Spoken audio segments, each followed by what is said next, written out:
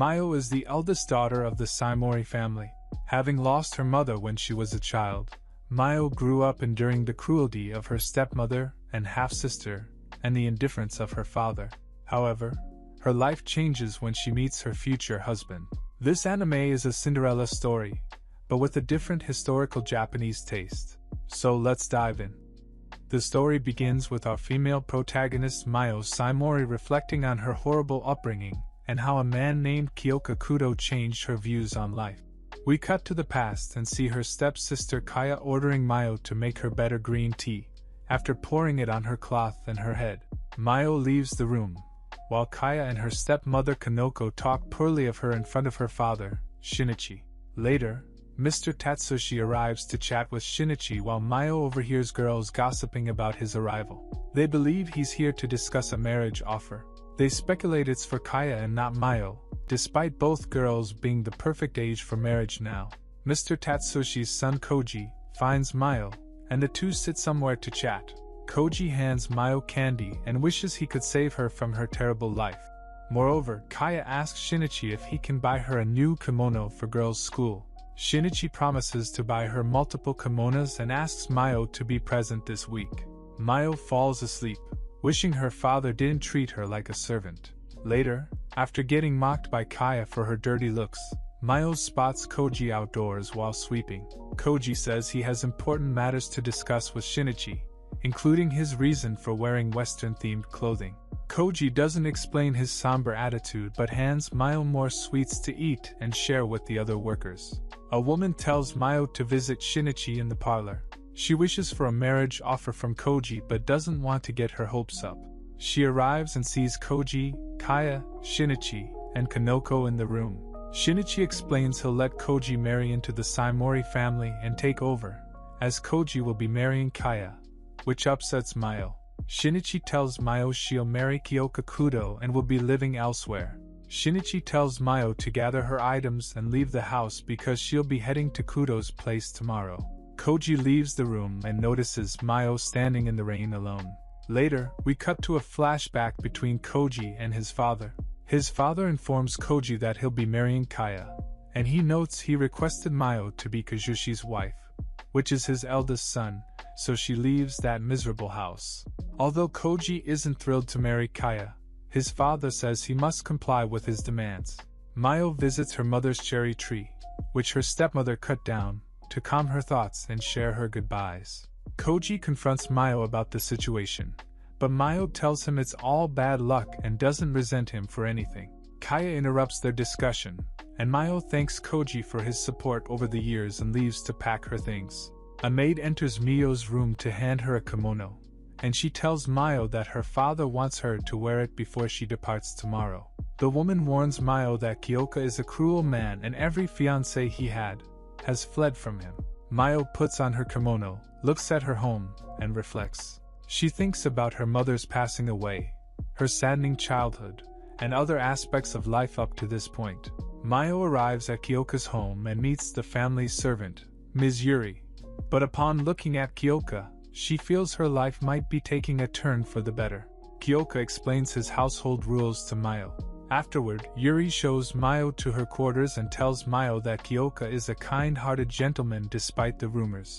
As Mayo sleeps, she questions if Kyoka believes she has supernatural powers since she was born into the Saimori family. We cut to a flashback of Shinichi checking to see if Mayo or Kaya was born with spirit sight.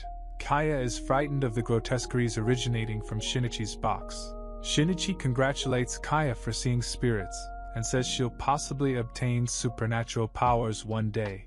6 months later, Kaya's abilities grow stronger while Miyo's unable to use spirit sight at all, according to Kanoko. Mayo talks to one of the female staff and lets out her frustrations with her family. She feels unwanted because of the ways they belittle and mistreat her. Mayo wakes up from her dream and plans to be useful to Kyoka and Yuri. Yuri notices Mayo making food, and Mayo apologizes for not asking for permission, but Yuri says it's okay. Yuri tells Mayo that preparing meals is her job, so she thanks Mayo for lending a hand. Yuri asks Mayo if she could make breakfast, so Yuri can work on other tasks, and Mayo gladly accepts. Eventually, Kyoka wakes up, and Yuri hands him the breakfast Mayo made. Kyoka orders Mayo to eat the dish, but she doesn't respond in the way he expects. Therefore, he refuses to eat the meal. Kyoka tells Mayo to try harder next time and leaves the room, as he suspects her putting poison in his breakfast. We cut to Kyoka and his comrade welcoming the new Special Anti-Grotesquerie Unit recruits. He says through sheer discipline, Kyoka will help them sharpen their supernatural abilities like telekinesis, pyrokinesis, and clairvoyance. His comrade explains that grotesqueries have lived in their world for a long time and are harmful to humans. Therefore, the recruits must use their supernatural abilities to stop these demons and spirits. Kyoka overhears some recruits complaining and demonstrates his powers. He explains grotesqueries have diminished over time, but that doesn't mean they should relax, as they can sprout their heads anytime. As Kyoka handles some paperwork in his office, his comrade enters his office to deliver more paperwork. He irritates Kyoka because he knows Kyoka has a new fiancée, but Kyoka tells him to leave him alone.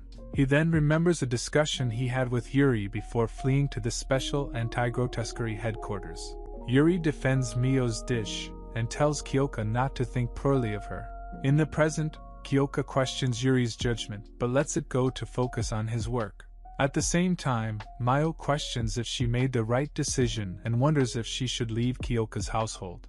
Meanwhile, Shinichi tells Koji that his room is ready and that he should start preparing to enter the family. Koji bumps into Kaya and her female servants. He offers to lend them a hand with moving Kaya's things to Mio's old room. In Mio's old room, Koji declares he still holds Mio close to his heart and questions if there's anything he can still do for her. We transition to Mio welcoming Kyoka home and apologizing for her cooking. She informs Kyoka that Yuri prepared his meal this time and promises she didn't put poison in the dish she made for him. Kyoka admits that he was only worried about eating food prepared by a stranger and didn't suspect her of ill intent. Kyoka and Mio revisit his eating quarters, and he tries Yuri's food.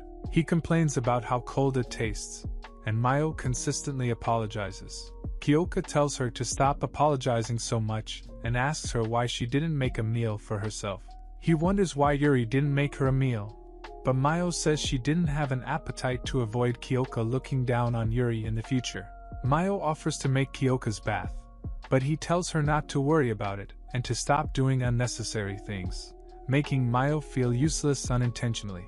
Later, Kyoka apologizes to Mio for not eating her breakfast and says Mio's in charge of making him breakfast, since Yuri won't be able to come in tomorrow morning. He suggests she take a bath while the water is hot and leaves. Mio vows not to mess things up tomorrow since Kyoka gave her another shot. We cut to a flashback involving Hana the maid and Mio as a child. Mio tells Hana that her mother's kimono and heirlooms are missing, then she confronts Kanoko about the matter, and Kanoko abuses Mio for accusing her of stealing. Then she steps on Mio's mother's comb and locks her away as punishment. Mio awakens from that dream and uses her mother's comb to brush her hair. She wonders what happened to Hana after she got fired that day. Yuri arrives, shocking Mio. She tells Mio that she came early today because she was concerned about what happened yesterday. Mio explains what occurred between her and Kyoka, and Yuri's glad things worked out. Yuri assists Mio with the breakfast, and Mio wonders if Kyoka will eat a dish made by someone like her.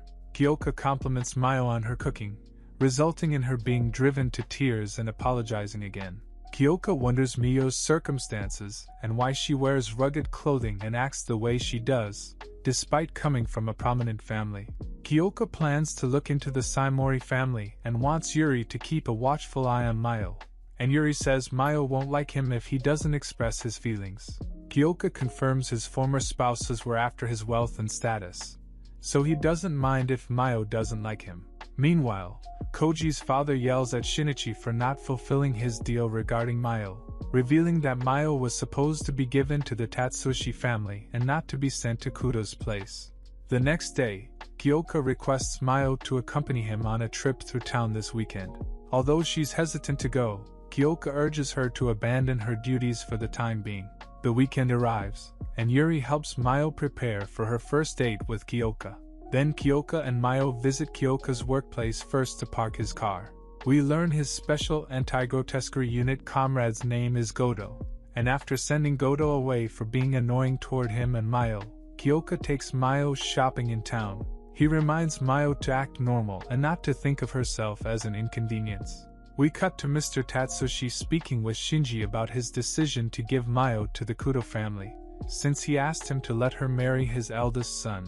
Shinji says he received an offer from the Kudo family and didn't want to refuse them. Mr. Tatsushi argues that Mayo is from the Yusuba family, like her mother, and could bear children who inherit supernatural abilities despite not having any herself.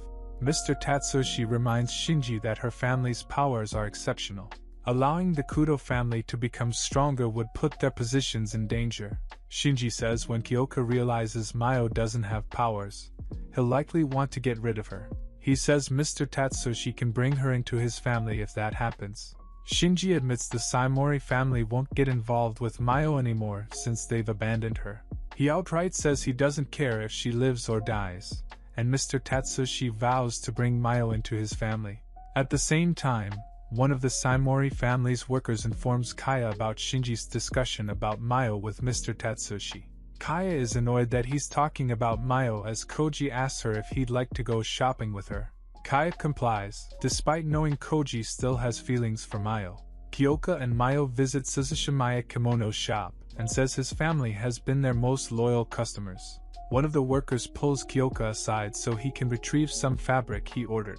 She teases him for bringing a female with him since he never does. While that's happening, he recalls Yuri telling him how Mayo mends her own clothes, and he can't escape the thought of Mayo wearing worn-out clothes despite airing from a prominent family. Then a new piece of fabric catches Kyoka's attention, so he asks the worker to make a kimono for Mayo. She hands Kyoka the things he ordered but pleads with him not to let Mayo go. The two visit a sweet shop next, and Kyoka asks Mayo if she could smile more. He reminds Mayo they are supposed to get married if all goes well, so it is okay for her to speak her mind. Mayo wonders what Kyoka will think of her when he discovers she doesn't have powers, and she hopes this happiness she's feeling with Kyoka can last longer until the time comes when she tells him. They return home, and Kyoka places the gift he got from Mayo in front of her room while she's bathing. Mayo realizes it's a comb and rushes to ask Kyoka if he put it there.